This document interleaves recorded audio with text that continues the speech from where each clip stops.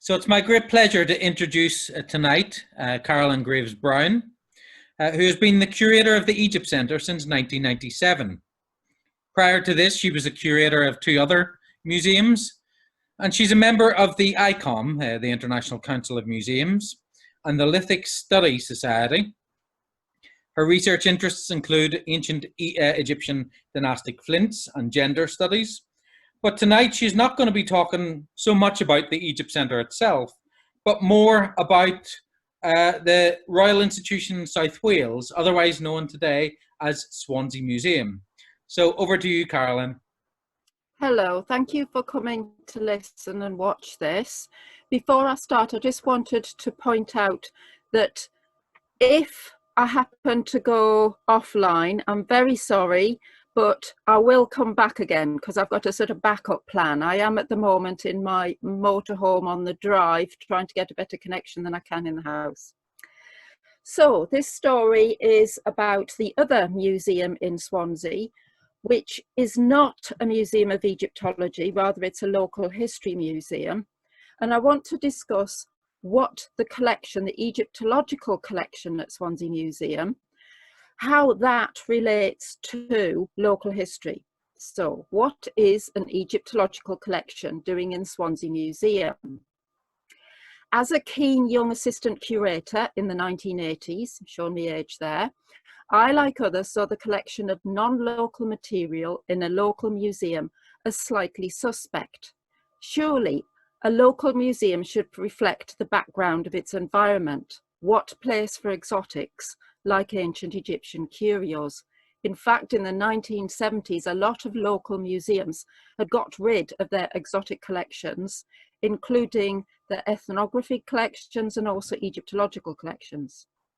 Even today, Egyptian artifacts are rarely central to the explicit aims of local museums, but they're often central to the history of the institutions and its locality. A study of Swansea Museum's ancient Egyptian items tells us about Victorian Swansea. It tells us about colonialism, about gender and scientism, and how Swansea linked to the wider world.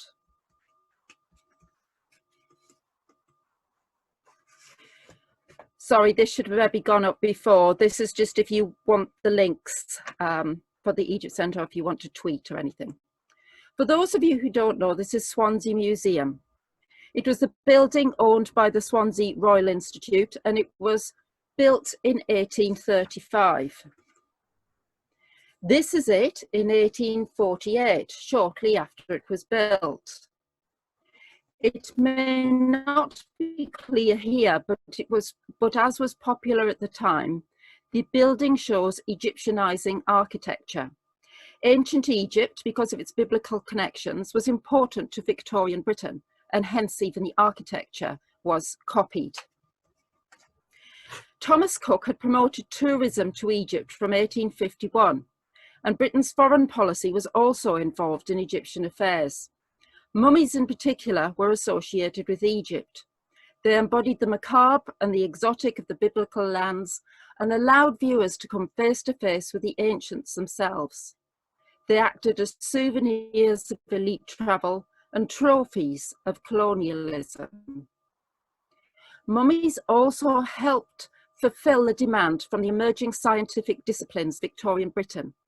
By the early 19th century, the scarcity of corpses for dissection in Britain and the growth of anatomy and physical anthropology, together with an interest in race, created more demand for bodies.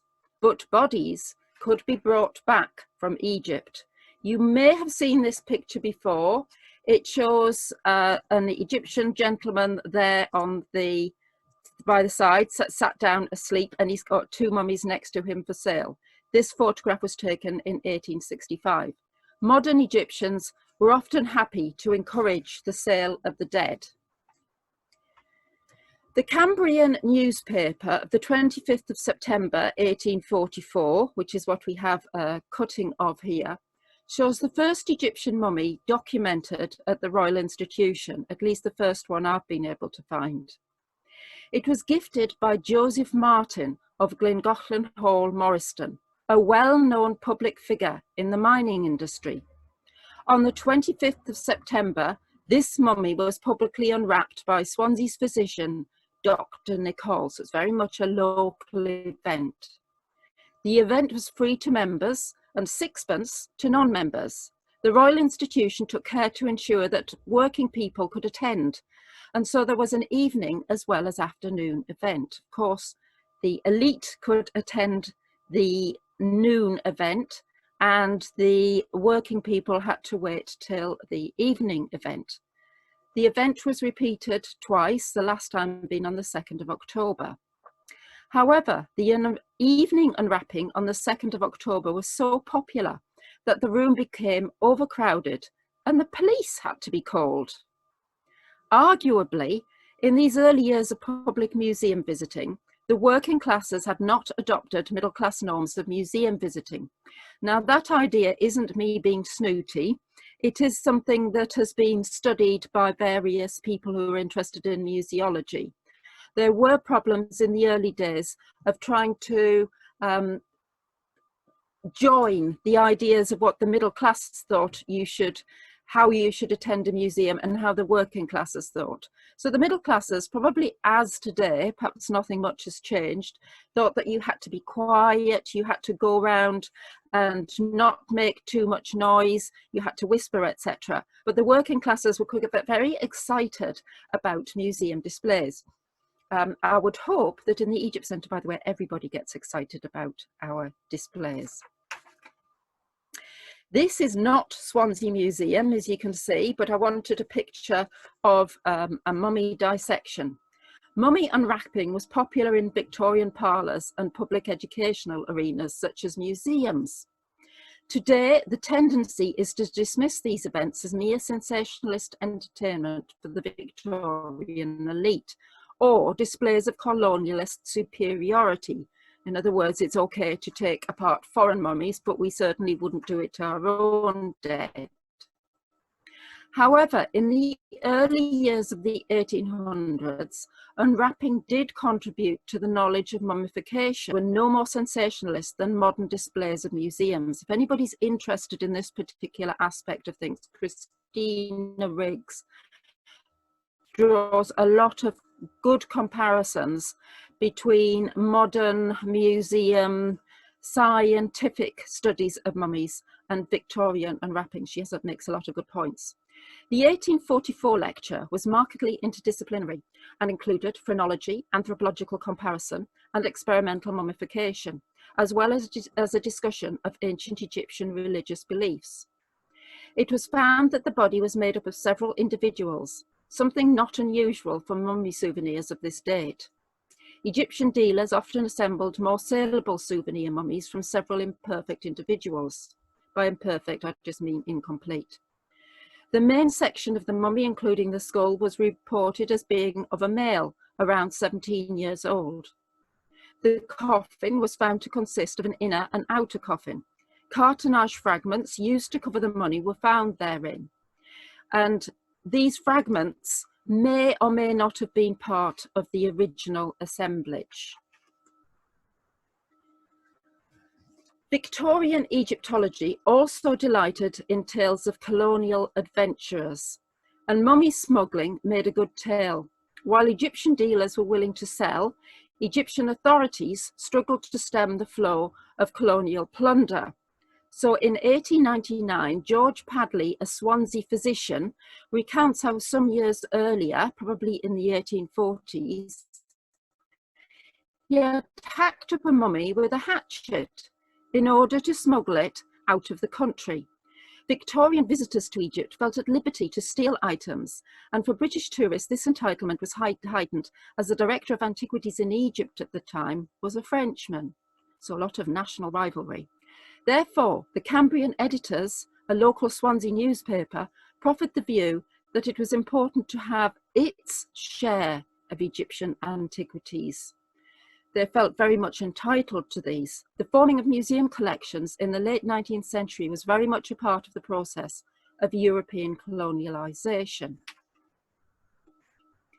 You probably, those of you who are Egyptologists, will have seen this man before.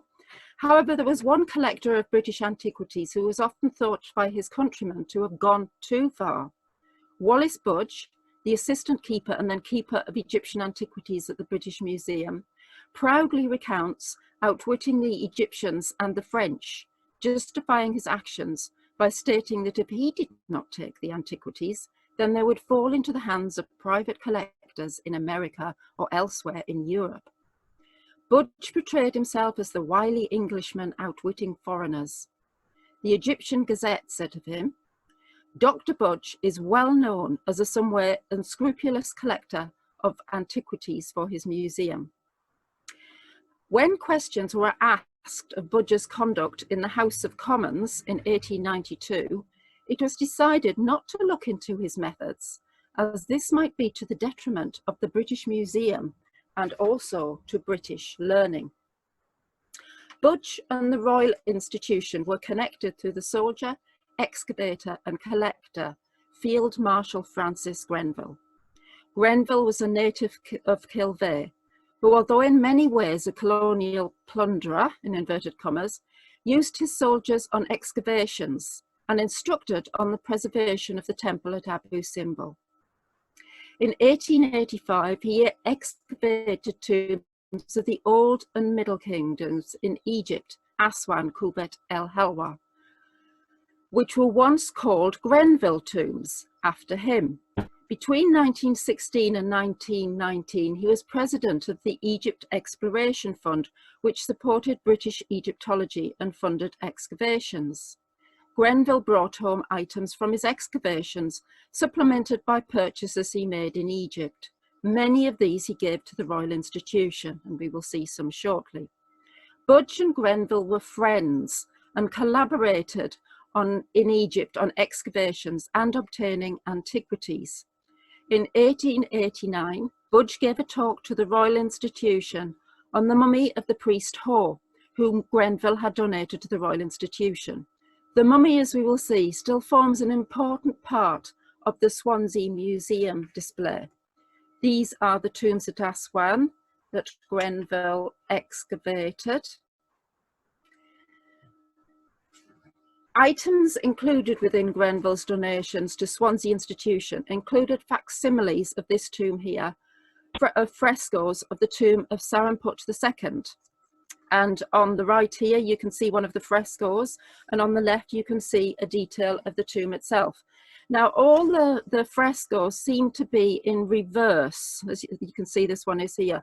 I'm not sure whether that is the way that it was done or not. I really don't know why they're all in reverse. Saramput had been sole companion, superintendent of the priests of Khnum and Setet, commander of the troops of the Gate of the Southern Lands, and nomarch of Amenhotep II. The paintings shown here on the left are still in Swansea Museum. The tomb is known to Egyptologists as Tomb 31. The person who made the facsimiles of the tomb was somebody called Henry Wallace. Henry Wallace, 1830 to 1916, was then the pre-Raphaelite painter best remembered today for his painting The Death of Chatterton, and this is the painting. It now hangs in the Tate. These are some of the objects that Grenville brought back from Egypt and gave to the Institute. I'm sorry about the bad photographs. I wasn't able to obtain any better ones. Other donations from Grenville include, and I'm going to run through these very, very quickly, Theban sandals, mummy hair, mummy cloths, Saqqara sandals, mummified cat from Macmeem, 3 ample lamps from Alexandria, a New Kingdom Theban lady's mirror, a mummified hawk, a copper alloy figure of the goddess Iris, 2 figures from Aswan discovered by Grenville in 1888, ancient Egyptian necklaces, a 19th dynasty funerary figure from Thebes, a bronze ladle from Bubastis, castanets from a tomb in the Fayum, the head of a priest from Macmeem, a shoe last from a Theban tomb, a crocodile egg, the head of a bronze cat, a mummy cloth with a man worshipping Osiris, mud beads representing the hair of a child's toy, probably actually a paddle doll, stone figures of an apis bull from Saqqara, which you can see here, a glass vessel of the Ptolemaic period, a scribe's palette from Thebes, a coffin fragment bearing representations of Osiris, mummy cloths and pottery from the aforementioned tomb of Saramput, a headdress from a Theban tomb, rope, etc. and a Theban gazelle mummy. He also, as you can see in the middle bottom here, donated several modern items largely connected with European campaigns in Egypt, items of colonialist interest. These included a note written by General Gordon while at Khartoum, a shirt worn by an officer in the Mahdi's army killed in Guinness, and a dervish dagger from the battlefield of Toski.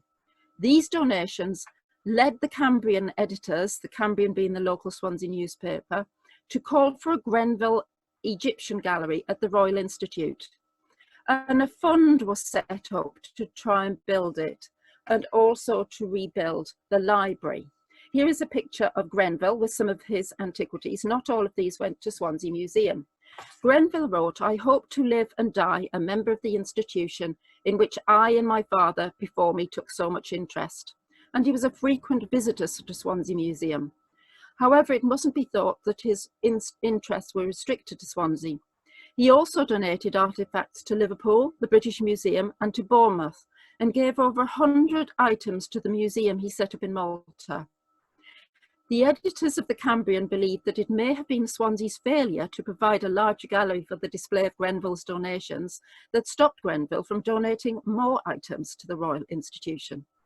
As governor of Malta between 1899 to 1903, he established the National Museum of Archaeology, as it's now called, in Malta. He gave over 100 of Egyptian artifacts to this museum. The remaining part of his collection he kept until 1917, when it was sold off at a 3-day sale by Sotheby's auction house. These included some really nice pieces, such as the cast of a head of Amenhotep III, now in Cambridge. Now, this obviously isn't a Victorian lady, but it is a popular image of a female Egyptologist. Grenville's sister, Elizabeth Mary, whom I could not find a picture of, had a passion for Egypt, possibly because of its biblical connections. She seems to have been a devout Christian and gave talks on Palestine as well as Egypt. She was undoubtedly important in Swansea, promoting interest in things Egyptian. And certainly women played a major part in Victorian Egyptology. It has been said by a non-Egyptologist, perhaps more so than in any other museum discipline, women played an important part. Mary Grenville encouraged her brother in his pursuits and also gave talks. Here we have 2 sketches by somebody called John Weir Pavley, showing talks in Swansea, quite possibly in the Royal Institution itself. You'll notice that on the picture on the right, you see a lady. So ladies did sometimes attend these talks. On the 2nd of November, 1888, Mary Grenville opened the newly acquired Egyptian display at the Royal Institution with a talk on ancient Egypt and a partial dissection of the Mummy of Ho. Thankfully, it wasn't a complete dissection and his gilded face mask was left intact. The event was reported in detail in the Cambrian. In it, Mary Grenville humbly makes clear her indebtedness on the subject to her brother. Her talk is given in great detail. It even tells you when people applauded. And it also mentioned that Dr. Pavley interrupted her talk to give some additional information. An early, well, perhaps not an early, but a Victorian example maybe of mansplaining. Nothing is new, is it? So these sketches, the originals are in the National Library of Wales, don't actually show the 1888 lecture, but I thought they were quite good to show how it might have looked. These photographs are magic lantern slides that were taken by Henry Harrison. There were, of course, several other donors of Egyptological items, including a Captain Wheatley, who donated a coffin collected by the globe-trotting Henry Harrison. Henry Harrison was a Royal Navy Paymaster General who travelled extensively in the last 2 decades of the 19th century. Henry Harrison took extensive photographs during his travels and hand-coloured the images to make magic lantern slides.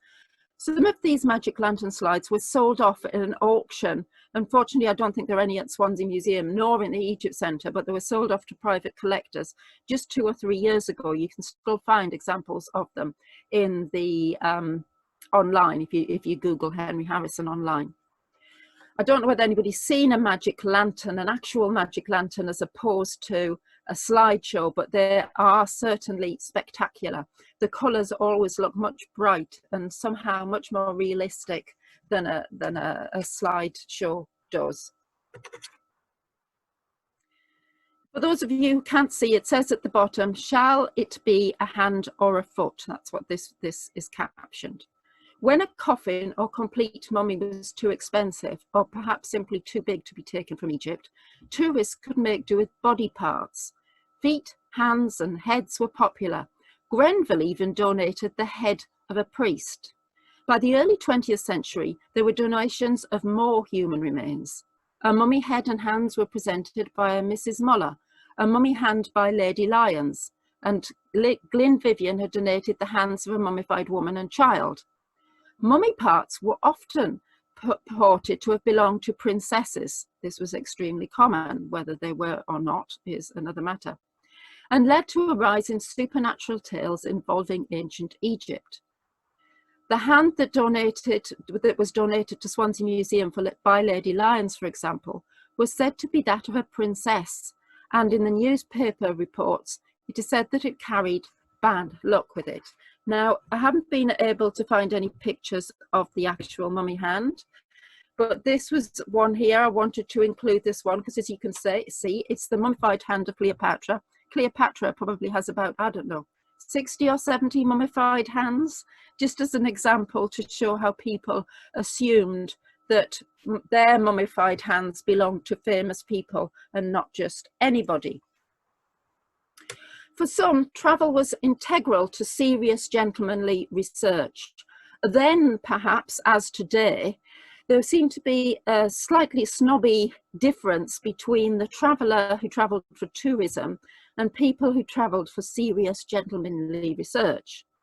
This included Winston Churchill's stepfather, Montague Porch, who donated flint implements that you can see here from Thebes and Armant. These are still in the Swansea Museum, some of which are diagnostically Middle Paleolithic, so about 300,000 BC.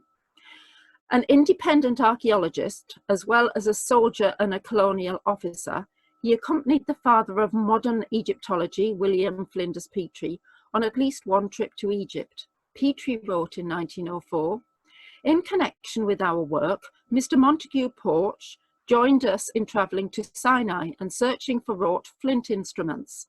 He obtained some good evidences of man of the pluvial age and then went on to Upper Egypt, where he collected a great quantity of specimens, carefully recording the levels at which each was found." So this was not just a tourist, this was a serious researcher. These he distributed to various museums, including the Royal Institute. Monty, as he was called, also gave a paper to the Somerset Archaeological and Natural History Society about his expedition. His collection aroused a great interest at the time amongst geologists. Some have soon claimed parts of his collection dated to the Pliocene. This turned out to be incorrect.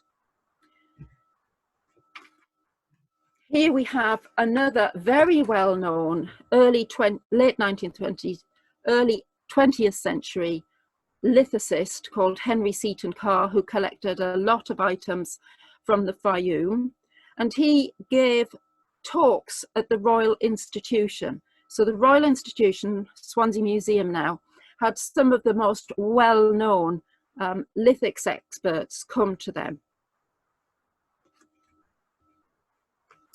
The late 19th century also saw the British public subscribing to excavations in Egypt, and through a circle of causality, the result of such excavations were small portable finds, which became increasingly collectible.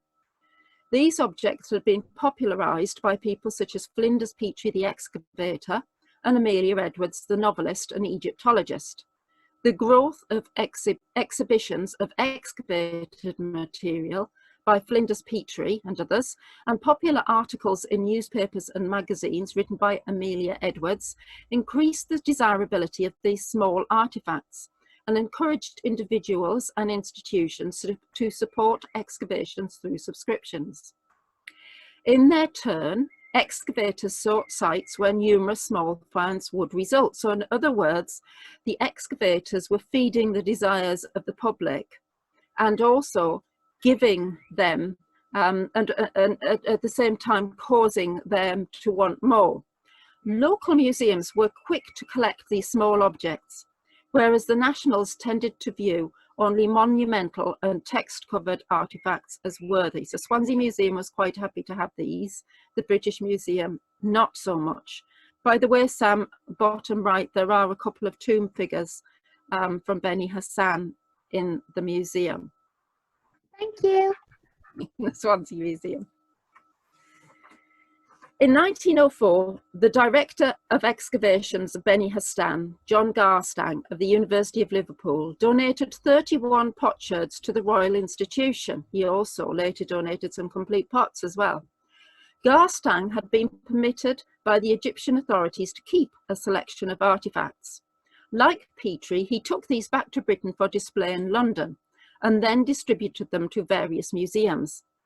The Beni Hassan Excavation Committee offered antiquities to a range of institutions, so long as the institutions applying were open to the public. They placed advertisements in newspapers to promote the scheme, and over 100 museums applied. Garstang followed this very altruistic act by a more business-like approach to object dispersal. Perhaps later on he couldn't quite afford to just give things away. Potential receiving institutions were selected through subscriptions to excavation. So you had to subscribe, the Swansea Museum would have to subscribe to an excavation. And then they were invited to attend parties at the Adelphi Hotel in Liverpool. Groups of objects were put on tables and a tombola was held to decide who received which lot. It was perhaps thanks to this means that the Royal Institution was able to acquire more material from Garstang's excavations at Hierakonpolis and Esna, such as these pots here. Items which it is possible to connect with burial assemblages through their excavation numbers and through photographic records held in Liverpool's Garstang Museum. Grenville, who was for a time vice president, remember Grenville's the Swansea one, was a vice president of the Egypt Exploration Society, also wrote to Garstang and urged that he give material to Swansea Museum. So in other words, Grenville was putting in a good word with Garstang for Swansea Museum to have some of the material. Artifacts were also distributed by being given away to excavation employees. John Garstang employed a certain Ernest Harold Jones as an illustrator for the 1903 to 4 season at Beni Hassan. Harold Jones, 1877 to 1911, was a Barnsley-born artist, though also a son of Carmarthen, who considered Wales his true home. After Beni Hassan, Jones took on responsibilities directing excavations at Beni Hassan, Hierakonpolis, Esna, Abydos, and various sites in Nubia. In 1907, he parted company with Garstang and joined the expedition of Theodore Davis in the Valley of the Kings. He died in Luxor, aged only 34, so here we have another local connection.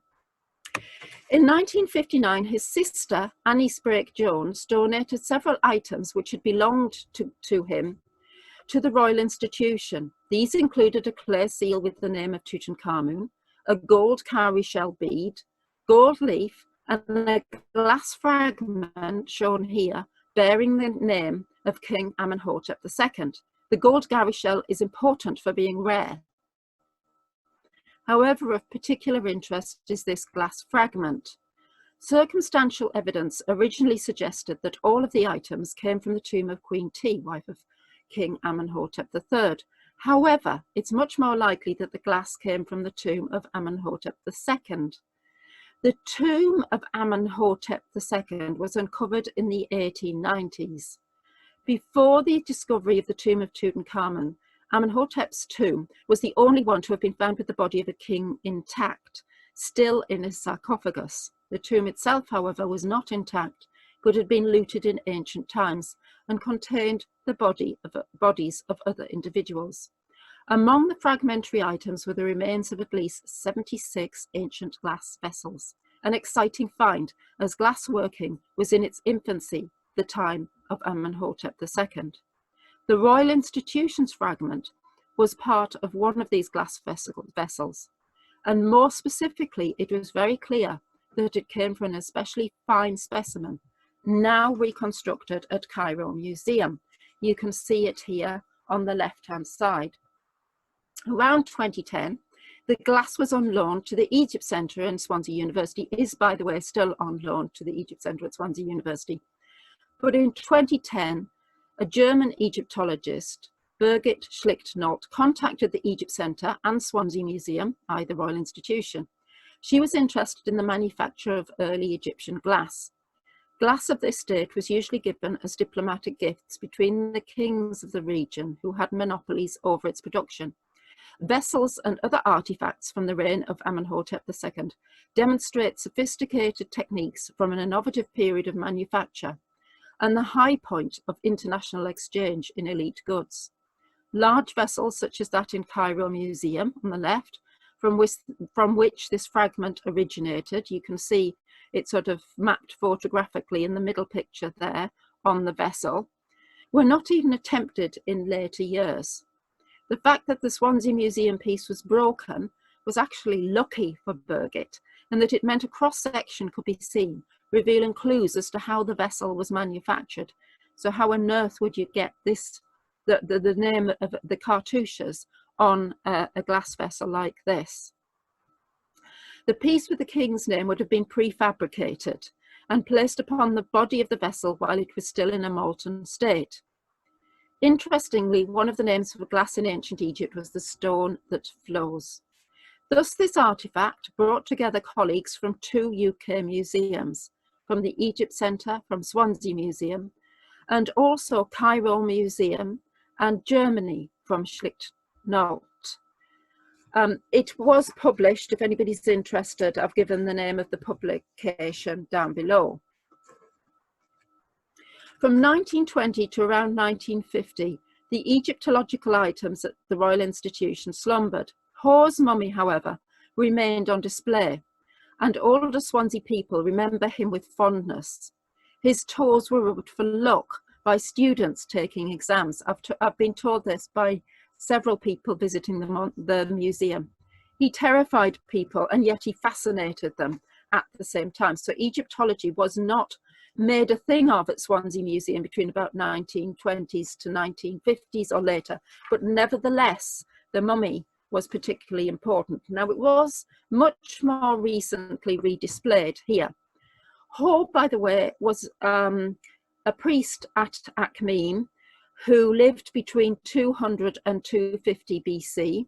It was his job to dress the gods, the statues of the gods, or as the ancient Egyptians would have thought of them, the gods themselves in the temple of Akhmim, because the gods, like people, had to be dressed, they had to be entertained, and they had to be fed. Well, it was Hoare's job to actually make sure that they were dressed and ready for business. So we're now talking about the early years of the 20th century. Although you might recognize this man here, I'll come on to it in a minute. Although Egyptological items were not central to Swansea Museum's aims, it seems unlikely that the collection did not affect at least some Swansea inhabitants. Now, this is a very famous Swansea inhabitant, Dylan Thomas. Dylan Thomas's early poems, for example, show an interest in ancient Egypt. And we know that Dylan frequently visited the Royal Institution's museum as a child. And aged 15, Dylan Thomas wrote, it isn't particularly good, but he did write this poem, which is one of several which saw influence from Egypt. And I'm just going to play you an extract of Swansea volunteer manager Sid Howells, who is talking, doing an impersonation of Dylan Thomas. So I'll just see whether we can get... Osiris was the son of Seb and Nut, a glacial god, a strongly muscled boy. Osiris, Osiris, father of Horus, opening his eye and dreaming of Isis. I think we'll leave it at that. It wasn't his best poem, but nevertheless it does show that Swansea Museum, although Egyptology was not central to what it did, the Egyptological items certainly influenced the people of Swansea.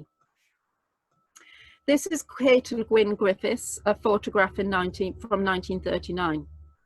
In 1949, German-born Egyptologist Kate Boss-Griffiths became honorary keeper of archaeology at the Royal Institution. Her fascinating story has been told by her son, Heine, and her connection with the Royal Institution summarised in a paper which is going to be published later. I'm going to come on to the publication shortly. Kate popularised the Egyptian items at the Royal Institution because she was, after all, an Egyptologist, and she wrote numerous newspaper articles and scholarly publications. In the 1950s, she borrowed a large number of Egyptological items from Maurice Clegg Taylor of Cocket and put them on display in the institution. So this paper that I've presented is largely a biographical account of the Egyptian items at Swansea, exploring their history during and after excavation. But there are several objects in the Swansea Museum collection which would probably repair further study because of their role within ancient Egypt. I mention only a few examples to show the breadth of the collection, and this is just a display of some of the shabtis. This is rather an interesting item. SM 1939-120, as it is accessioned, is a fragment of mummy cloth. It was donated by Grenville, and it depicts spells 157 to 9 and also 161 of the Book of the Dead. The practice of writing Book of the Dead spells on bandages began around 400 BC, though most surviving examples date to the Ptolemaic period, so a little later. Spells 155 to 160 concern amulets worn to protect and revivify the deceased. And indeed, you can see here at the top of this Book of the Dead shroud, 3 amulets are illustrated, bandage rather, not a shroud. A golden vulture collar in the middle there, to the right, a golden hawk collar and a papyrus column of emerald. On the left is depicted the ibis-headed god Thoth, opening the doors of the 4 winds to ensure that the deceased receives the breath of life. This depiction illustrates spell 161 of the Book of the Dead, which was said by the ancient Egyptians to be a spell of great secrecy, whereby Thoth makes an opening in the sky so that the dead can go up to the sky. SM 1891.2.24 is a mummified young animal, most likely a gazelle. It was identified from X-rays as a probable antelope by a K.M. Dice of the Anatomy Department of the Royal Veterinary College in London in 1963. Most mummified gazelles date to 664 to 332 BC. Millions of animals, including cats, dogs, monkeys, and even beetles, were mummified, many deliberately raised and killed to be purchased at temples and presented to the gods. They could then act as go-betweens between the donor and the gods. This gazelle was presented as well by Grenville. We have an account of the X-ray, the 1963 X-ray, by the way, in the Egypt Centre. I should pass on a copy of it to Swansea Museum, although they might already have one. I'm sorry for the quality of this picture, but these are rather beautiful items. SM 1920.10 is a group of rather beautiful Islamic pottery fragments.